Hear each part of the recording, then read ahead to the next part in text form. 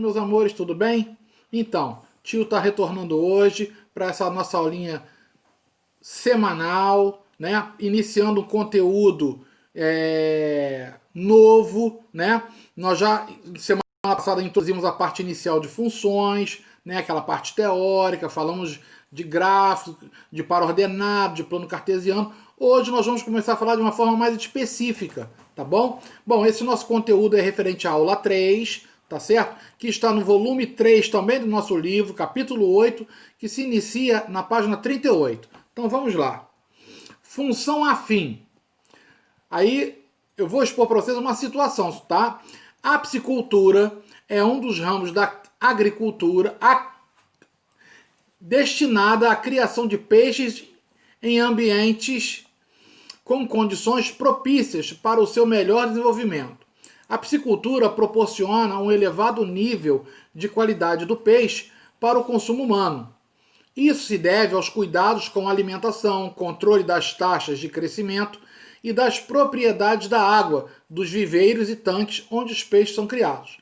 A prática da piscicultura possibilita também a criação de espécies que estão ameaçadas de extinção, contribuindo para a preservação da diversidade da fauna, gerando renda ao pequeno e médio produtor rural, usando um modelo de trabalho sustentável. Bom, para que essa historinha toda aí? Vamos colocar isso em prática agora. Um tanque para a criação de peixes tem capacidade de 18 mil litros de água. Inicialmente, ele está com 3 mil litros de água. Uma torneira, quando aberta, fornece água para esse tanque a uma vazão de 1.500 litros por hora. Com base nas informações, observe o quadro a seguir. Então, olha o quadro à nossa direita. Nós temos tempo, primeira coluna, tempo da torneira aberta em horas. Segunda coluna, quantidade de água em litros. Então, com 0 hora, 3 mil litros. Tá certo? Por quê? Porque ela inicialmente está com 3 mil litros. É só você ler de novo, né, o que está escrito à nossa esquerda aí, né, no enunciado. Com 1 hora de torneira aberta, né, nós vamos ter 3 mil mais 1 de 1 hora vezes 1.500. Por quê? Porque a vazão dela é de 1.500 litros, ok? Por hora. O que é vazão? É o quanto ela está despejando naquele momento. Então eu tenho 3 mil mais 1 de 1 hora vezes 1.500 igual a 4.500. Bom, com 2 horas de torneira aberta, eu tenho 3 mil mais 2 vezes 1.500, vai ser 6 mil litros. 3 horas aberta, 3 mil mais 3 de 3 horas vezes 1.500 igual a 7.500 litros. 4 horas de torneira aberta, eu tenho 3 mil mais 4 de 4 horas aberta vezes 1.500, que é a vazão, igual a 9 mil litros. Ok? Deu para sacar aí legal? Então vamos adiante. Bom, continuando a análise da tabela. Aí eu tenho com 5 horas, aí com 6 horas, com 7 horas, e assim por diante, gente. Ó, com 10 horas eu tenho 3 mil mais 10 de 10 horas vezes 1.500, que é a vazão por hora, é igual a 18 mil litros, ok?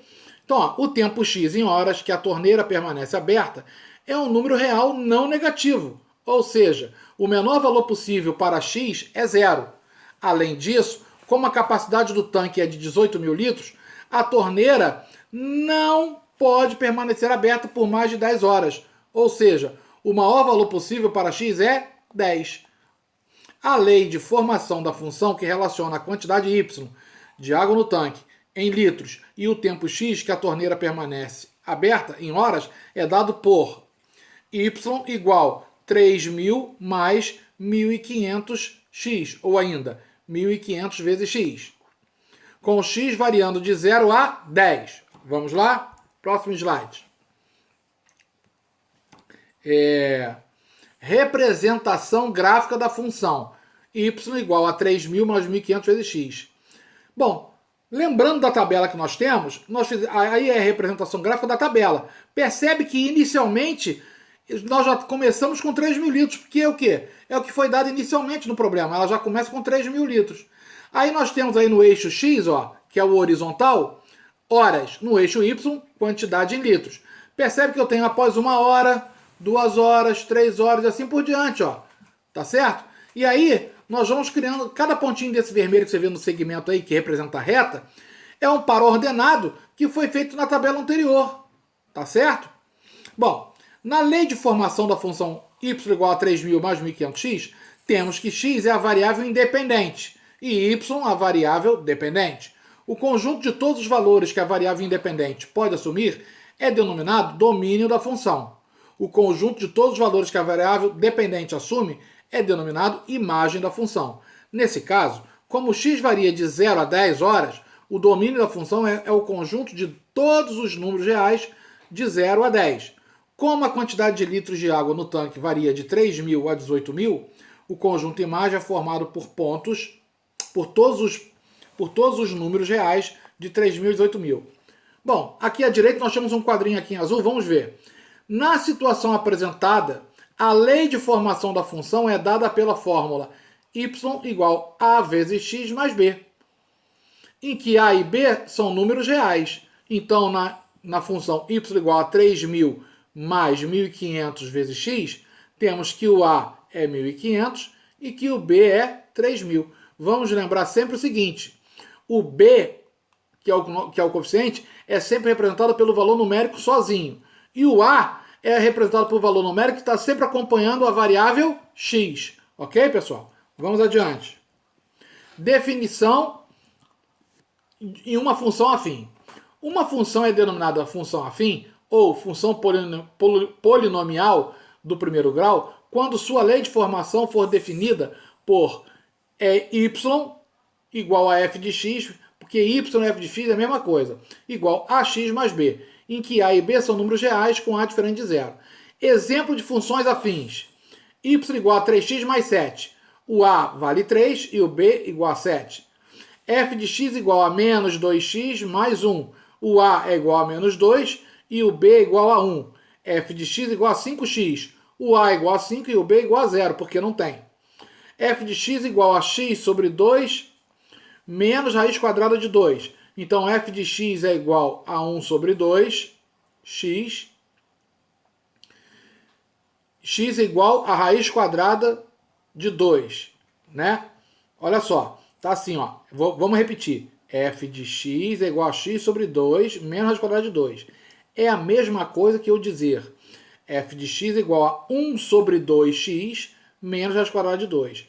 Quem é o a? O a é 1 sobre 2. E b, menos raiz quadrada de 2, ok? Não são exemplos de função afins, ou seja, não são exemplos, tá? F de x igual a x ao quadrado mais 1. O segundo membro da igualdade é um polinômio do segundo grau, então não é. F de x igual a 2 elevado a x. O segundo membro da igualdade não é um polinômio.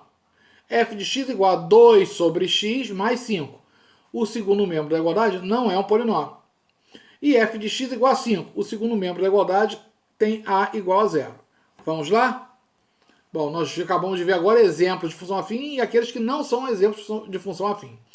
Função linear. Sejam a e b números reais, se a função afim y é igual a x mais b, é tal que a diferente de 0 e b igual a 0, ou seja, y é igual a x ou ainda a vezes x, essa função é uma função linear. Percebe que na função linear não tem o coeficiente b, somente y igual ao quê? A vezes x. As grandezas x e y representadas em uma função linear são diretamente proporcionais, pois as razões entre os valores das duas grandezas são iguais.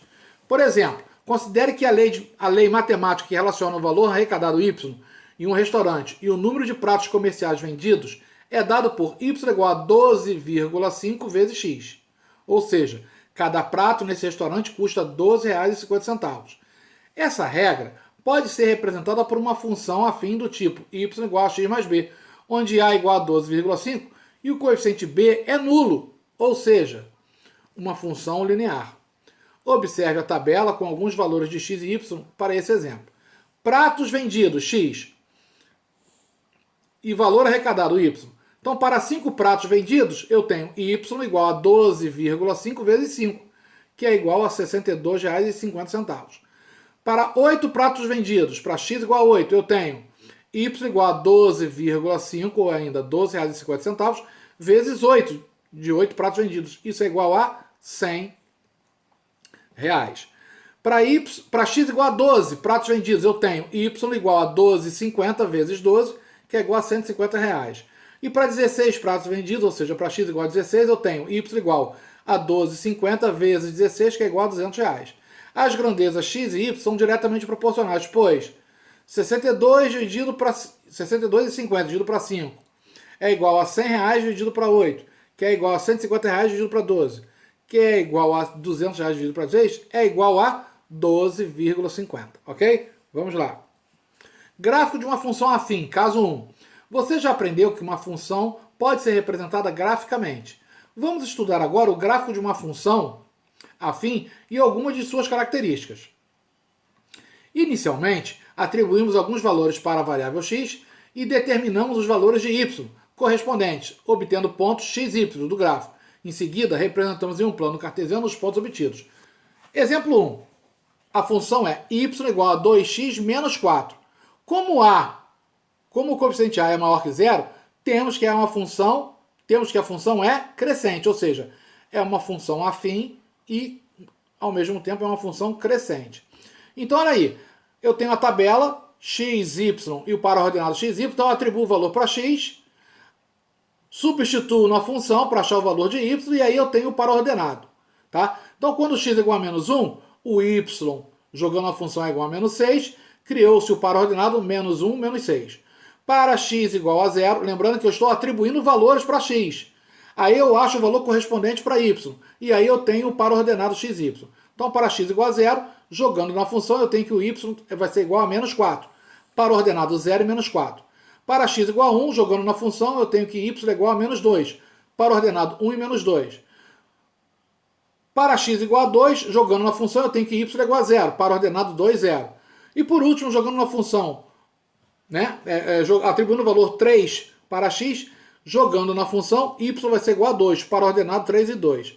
Bom, pegando todos esses pares ordenados e localizando eles no plano cartesiano, juntando todos os pontos, está aí a representação da nossa função afim crescente, ok?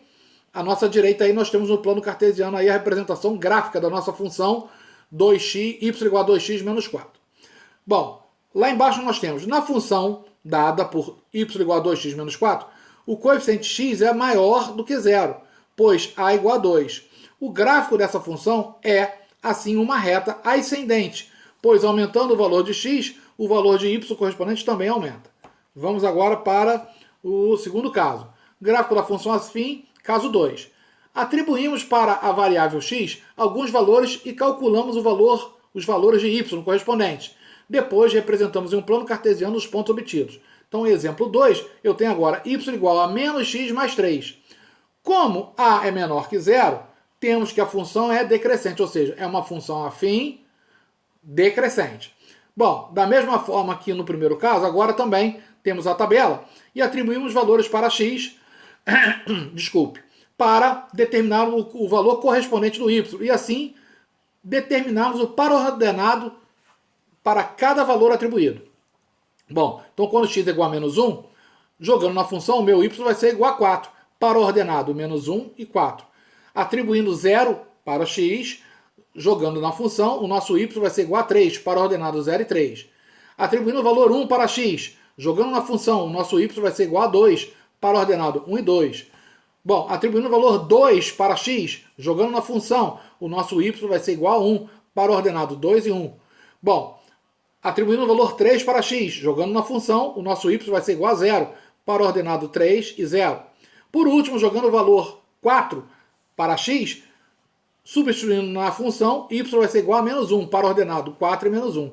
Bom, à direita, colocando aí nesse plano cartesiano todos os pares ordenados obtidos, e ligando esses pontos, desses pares ordenados, nós vamos ter a representação gráfica da função y igual a menos x mais 3. Percebe que ela é uma função afim decrescente. Por quê? Olha o que está na tabela aí abaixo aí agora. Ó. Na função dada por y igual a menos x mais 3, o coeficiente de x é menor do que zero, pois a igual a menos 1. O gráfico dessa função é, assim, uma reta descendente, pois aumentando o valor de x, o valor de y correspondente diminui.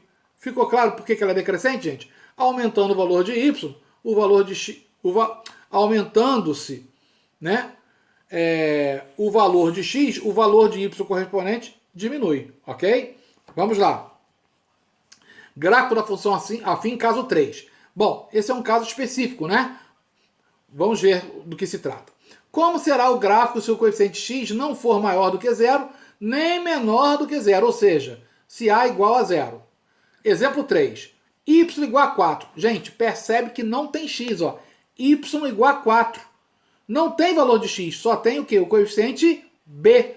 Como a igual a zero, porque não tem, né? Temos que a função é constante. Por quê? Porque vai ser sempre 4. Olha a tabela. Eu tenho x, y e o par ordenado x, y. Então, quando x igual a menos 2, gente, quando x igual a menos 2, o y continua sendo 4, porque é constante. Então, o par ordenado, menos 2, 4. Quando x igual a menos 1, y igual a 4. Par ordenado, menos 1, 4. Quando x igual a 0, y igual a 4.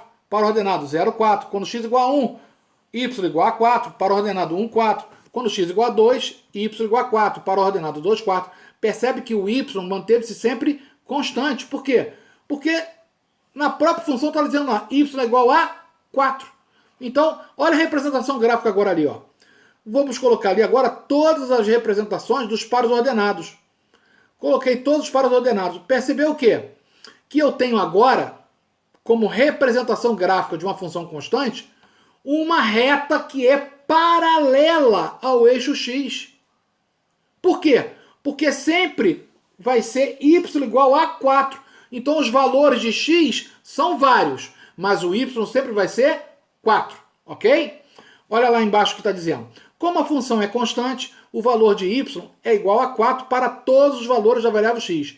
Nesse caso, o gráfico da função, formado por todos os pontos x, y, tais que y é igual a 4, em que x é um número real, é uma reta horizontal. No entanto, esse gráfico não é o de uma função afim, pois uma função afim deve ter o coeficiente a diferente de zero. Uma função cujo gráfico é uma reta horizontal é chamada de função constante. Ok? Vamos adiante. Bom, gente, zero de uma função afim. Considere uma função afim cuja lei de formação seja dada por y igual a 3x menos 6. Para construir o gráfico dessa função, basta atribuir dois valores para x e calcular os valores correspondentes de y. Então, para x igual a 0, o meu y vai ser menos 6. Jogando na função, né, o y vai ser menos 6. Qual é o par ordenado? 0 e menos 6. Para x igual a 2, o meu y vai ser igual a, jogando na função, o meu y vai ser igual a 0. Par ordenado, 2 e 0. Olha a representação gráfica do lado, né, no plano cartesiano. Eu tenho, então, o par ordenado 0, menos 6. Primeiro ponto. Segundo ponto, o par ordenado 2 e 0. Com esses dois pontos, já consigo fazer o quê? A representação gráfica da função, né? Graficamente, o zero de uma função afim é a abscissa do ponto, em que a abscissa, porque está no eixo das abscissas, que é o eixo x, tá, gente? Em que o gráfico intersecta o eixo x. Para obter algebricamente o zero de uma função, basta substituir o y por zero e isolar o valor de x. Exemplo. Então, olha só. Agora nós vamos aprender a determinar o zero de uma função.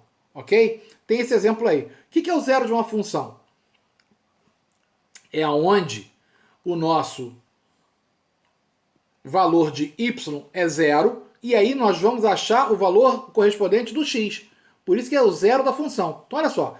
Determine o zero da função y igual a 2x menos 4. Se eu quero o zero da função, eu vou fazer o meu y igual a zero.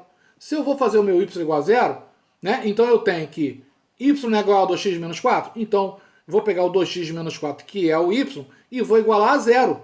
Ok? Então, ficou 0 igual a 2x menos 4. Então, 2x é igual a 4. Trocou de lado, ficou positivo. Então, x é igual a 4 dividido para 2, x igual a 2. Assim, 2 é o zero da função y igual a 2x menos 4. Então, gente, olha só. Só para você ter uma ideia, quando você calcula o zero da função, você já tem automaticamente um par ordenado.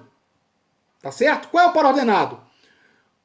Y é zero, você não está fazendo y igual a zero? E aí você vai achar o valor correspondente do x. Tá ok? Né? resolvendo uma equaçãozinha do primeiro grau. No nosso exemplo aí, ó, quando nós fizemos o y igual a 0, o x igual a 2. Qual é o par ordenado? Primeiro o x, depois o y. Então, 2 e 0, ok? Bom, localização dos conteúdos das atividades no nosso livro. Todo o conteúdo está no volume 3, capítulo 8, da página 38 à página 50, tá? E as atividades são essas que estão elencadas aí para vocês. Por favor, dedique-se tentando fazer as atividades, tá bom? O tio vai procurar fazer a correção das principais questões comentadas na nossa próxima aula, onde eu vou fechar o conteúdo, o nosso conteúdo falando também, né, na nossa aula das funções quadráticas. Então na quinta-feira tem fechamento de conteúdo, função quadrática e resolução de questões comentadas, tá bom, pessoal? Qualquer dúvida, tem aí os nossos contatos, tio Renato, tio Lula, tia Michele e tia Tati, para você fazer contato com a gente, tá? E se precisar, canal Tira Dúvida, manda dúvida pra gente que a gente mata no peito e resolve pra vocês, tá bom? O negócio é não ter dúvida, tá bom, meus amores? Procurem ver a aula com calma, se for necessário, reveja a aula, nada de ficar encurtando o vídeo, tá bom? Ou deixar o vídeo passando sozinho. É importante que você veja, para você compreender realmente o assunto, tá bom? E depois, as questões comentadas, procure ver e rever também, tá? Vai ser importante para que você possa fazer uma boa revisão para a nossa verificação. Um grande beijo no coração de vocês, fiquem com Deus e até a próxima aula.